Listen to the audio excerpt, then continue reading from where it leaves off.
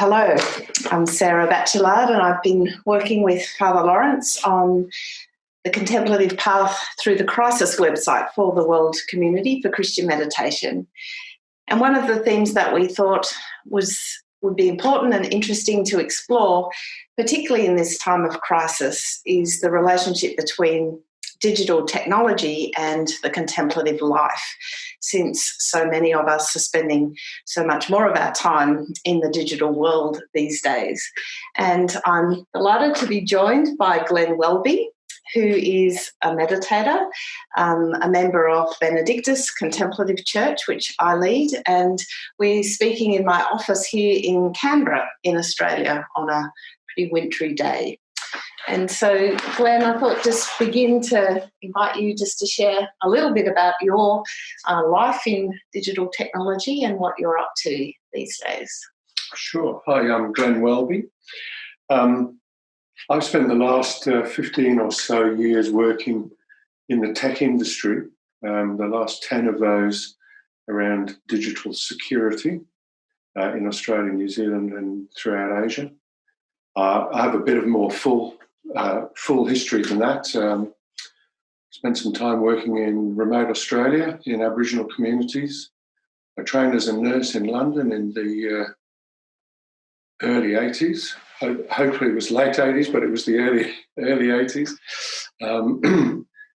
And yeah, moved through different experiences through my journey of life.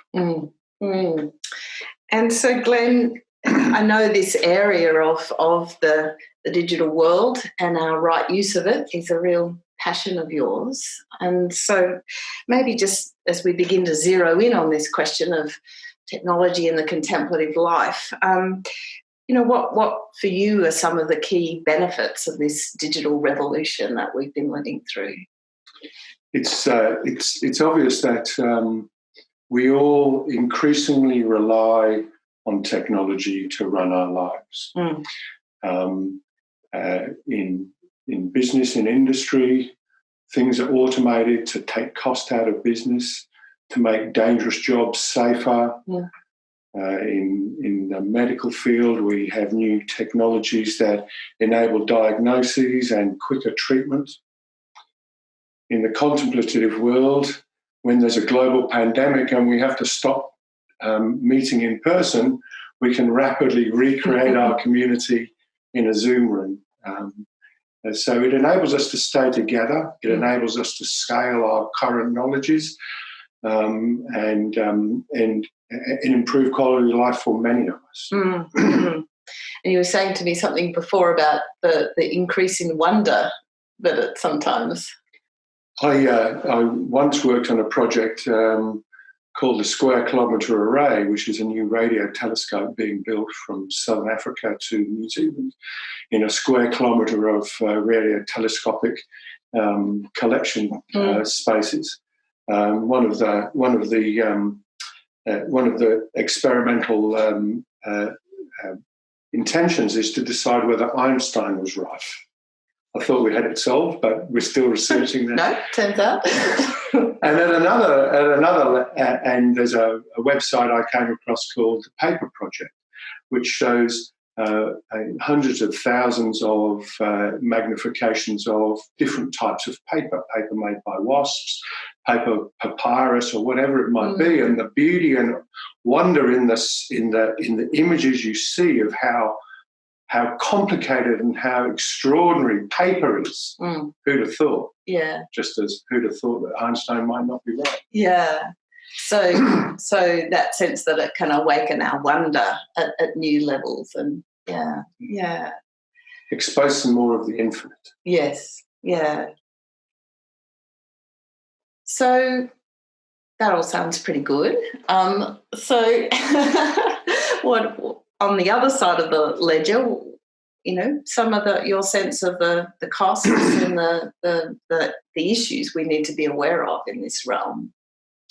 So when I worked in a large tech company responsible for some of its security business, I increasingly noticed that people understand those wonderful things that technology can provide us. And they're also aware of a lot of cyber crime, hacking, malevolent behaviour that is perpetrated on in the digital space. I also became very aware that people don't quite understand what is going on. They like the benefits, but they don't like the, or that they don't understand what the downsides are. I heard a former military leader say a couple of years ago in an interview about some cyber espionage, he said, spy, there's a thing. And whilst technology enables spies to practice their art and skills in new ways, humankind has always done malevolent things. The technology enables that malevolence to be scaled. People have always tried to find an advantage as well. Some of the concerns around technology these days is that there is no real agreed ethical framework about how technology might be used.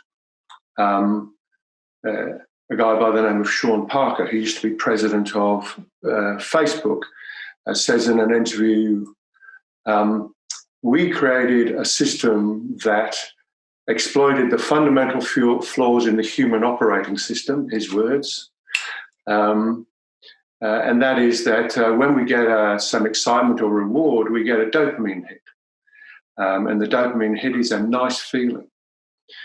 It works in an addictive sense because it's not guaranteed each time. We get attracted to, will we get a hit, won't we get a hit? And in particular in relation to Facebook, Sean says, we knew that this was what happened. We were conscious of it. And yet we created a system that exploited it. We did it anyway, is his words. So there's examples of the way that technology is designed to addict us and to take advantage of our failings. I think one other thing I'd say is that we think we're invisible online. We think that we can do things with impunity, things that we would never do in real life. Would we yell and scream and berate a complete stranger because of the way they looked, because of what they believed, because of the opinions they held? Sometimes it happens, but it's not common practice. But if you have been into some pretty mainstream sites, we see that we shout and yell and berate each other just for who we are. So it sort of exacerbates. We don't know a set of rules around how to operate in this environment. So is part of your concern that it has an impact on the way we are human, the kind of our humanity itself, like it stops just being a tool that we choose to use in certain ways, and it sort of starts to affect us at a deeper level? I don't think I agree with that. I think we don't really know how to operate in the digital world because we haven't been taught and we haven't grown up in this space. It works. It has an operational function. If I type in a web address, it renders that page for me. But I don't understand what is going on in that space. I don't understand that just by that just by typing in that website, somebody has caught that information about me and knows that I've gone and done that. The internet never forgets and keeps a record of what we do. In large part, I don't think we know that sort of, let me call it surveillance, is happening and can be used against us. Let me give you a short example. If you are interested in your genetic history and you go to a site in the Australian version, in the Australian experience, it's ancestry.com. In North America, it's maybe ancestry.com, but also a site called 23andMe.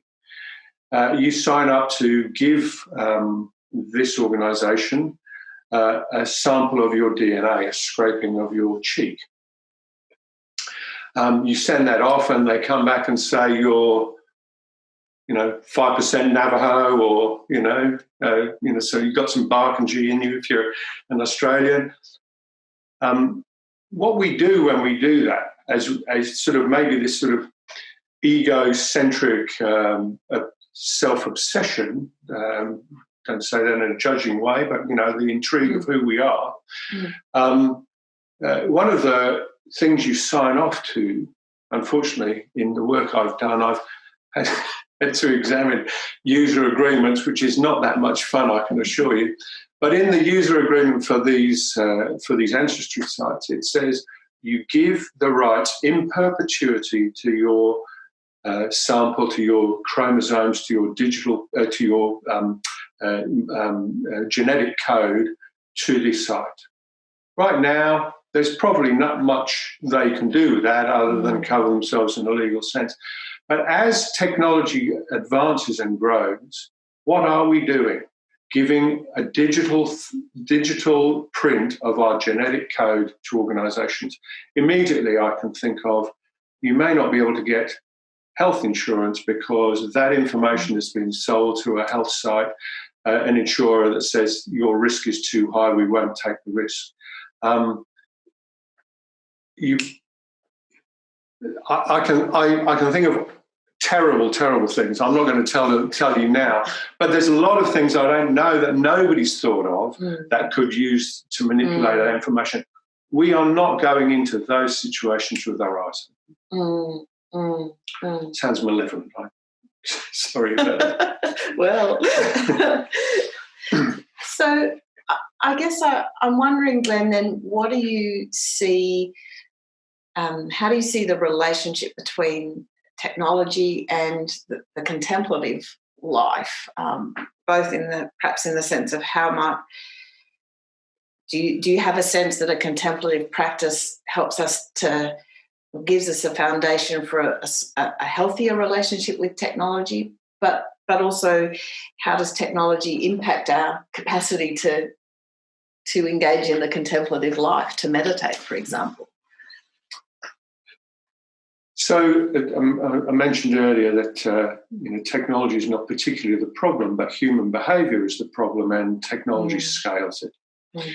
And so from a contemplative point around awareness and attention, I think there is something profoundly useful about the contemplative life as we use the practice that we engage in meditating to notice distraction, to come back to the word, to hold open the space. I think there is some. I think the question might be inverted. What can the contemplative life give to technology in that sense? And I think humankind has always been worried about the ghost in the machine. Frankenstein's monster was the allegory around the Industrial Revolution, and the Matrix in contemporary times is the sort of concern about what the digital world might do for us. But where contemplation will help us is to know what's going wrong, to not be complacent about what happens to us, and to be more aware, to notice where we are distracted and beguiled, and keep us in the path. There are some quite mundane advantages of technology in the contemplative life here at Benedictus. The fact that we can gather perhaps 20, 30, 40% more people every week at our gathering. Perhaps that we can create new services. I like the word Vespers, but an evening prayer, an evening service which regularly gathers and responds to an obvious need for people to be in community and to be contemplative in community. And the other groups that you run and have continued to run, I think at Benedictus, where we see without being grandiose about it, we're creating a truly international community, people from Europe and from Africa and from the Eastern Isles of Australasia, New Zealand. Can come together with us, as well as people in other states around Australia. So we have the capacity to grow those connections through the use of technology. Important. Yeah. Yes, that's right. But also then perhaps become aware of some of the, as you said, some of the ways we find ourselves distracted or beguiled. I guess one of the things I notice in myself is if I get hooked by something and start off down a track, there's something in me that I recognise, this perhaps isn't quite so healthy or the healthiest use of my time. So is it about that kind of awareness to a significant extent? If we go back to the design of technology and those thoughts that I have in meditating, those extraordinary fantasies and journeys that I sometimes go on against my will, if we all think about a time where we've been engrossed with some information in a web page, technology has no stopping cues. When we read a book, we get to the end of a page and we know we've made progress. If there is no stop on a web page, as often there isn't, you can just, hands up who has been lost for an hour or more on some inane game or an interesting article or a series of articles or gossip or whatever it may be that people have been engaged by.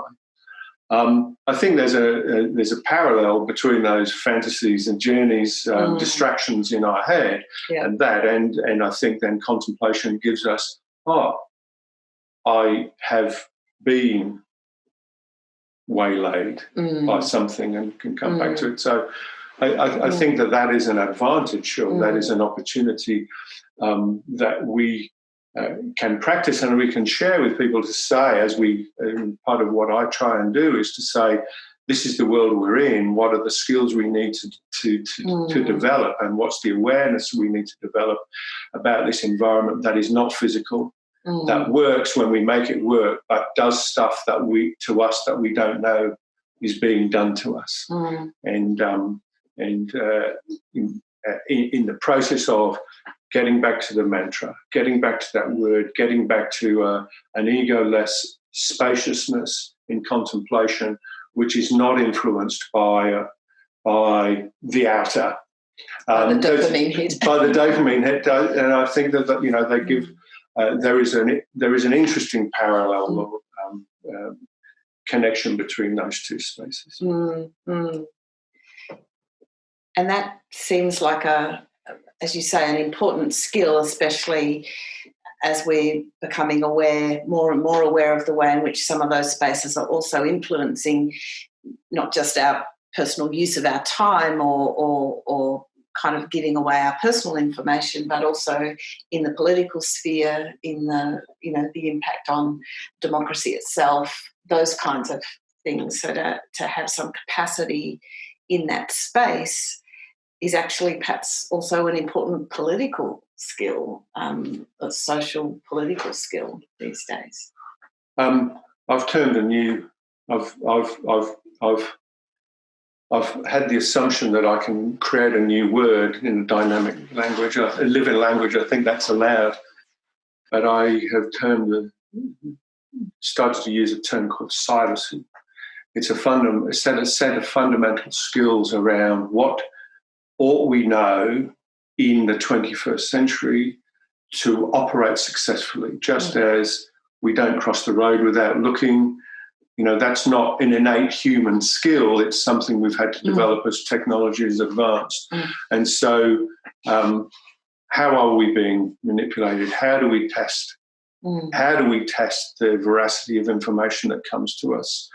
How do we know if our behaviour to someone else is inappropriate or not consistent with the values that we have, but we think it's okay in an online environment because there are no stopping cues, because there are no physical reminders, because there's no real consequence, and we can throw some bile into the internet and walk away and not hear the response. So what are those awarenesses that we ought to be developing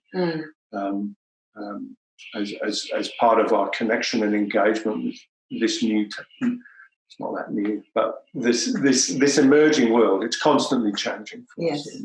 Yeah. Glenn, that's it's rich and it's very thought-provoking, but it is also encouraging to think that our contemplative way has something to offer in this space, and perhaps we can hear more of that in another time. Perfect. Thank you. Thanks.